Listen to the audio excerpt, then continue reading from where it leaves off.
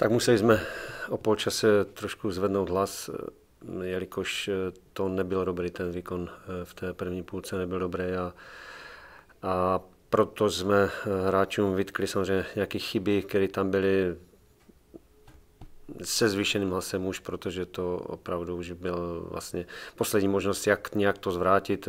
I řekli jsme si to střídání, to určitě taky pomohlo.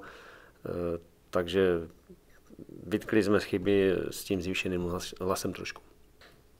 No ten přístup, protože, jak říkal jeden trenér, všechno to je o hlavě a hrozně důležitá byla ta vyrovnávací branka. To samozřejmě nás nakoplo a kluci najednou vyrostli a začali prostě předvádět to, co měli a co v nich je.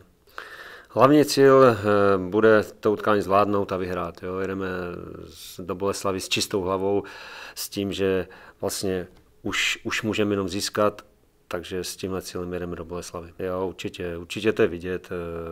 I už včera na tréninku samozřejmě je to takový volnější z kluků, nejen z kluků, ale ze všech to vlastně spadlo a je na nich vidět, že ta atmosféra je zase to úplně jiná.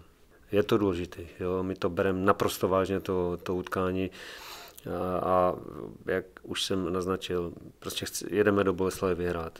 Fanouškům musím vyseknout poklonu, protože byli fantastičtí i v těch těžkých opravdu časech, které byly.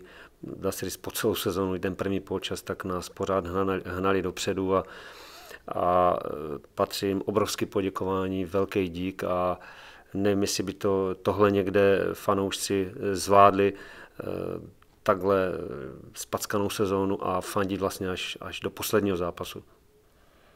Tak neviem, myslím si, že na zápas sme boli pripravení dobre.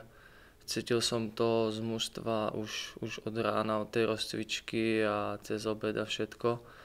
Ale potom došiel zápas, nezačal sa zle, mali sme tam nejaké pološance a no, ku koncu sme dostali ten gól.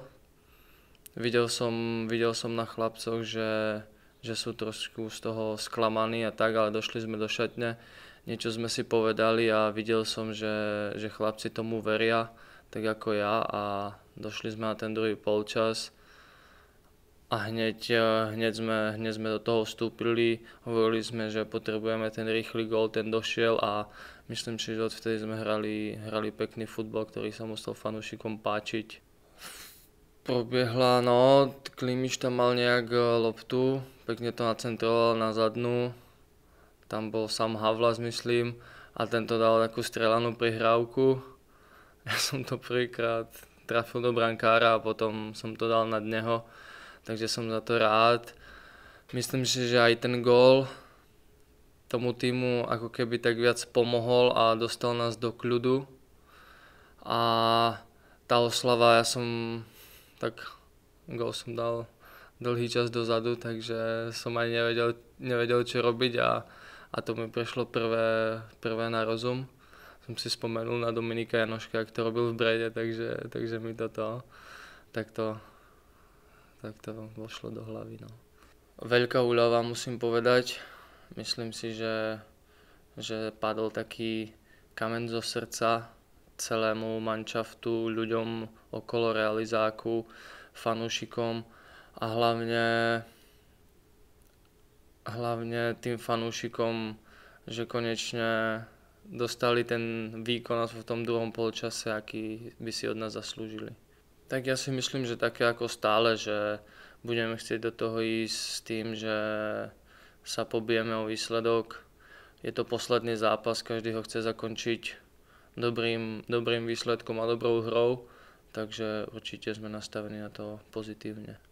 Musím uznať, že tá podpora je vynikajúca.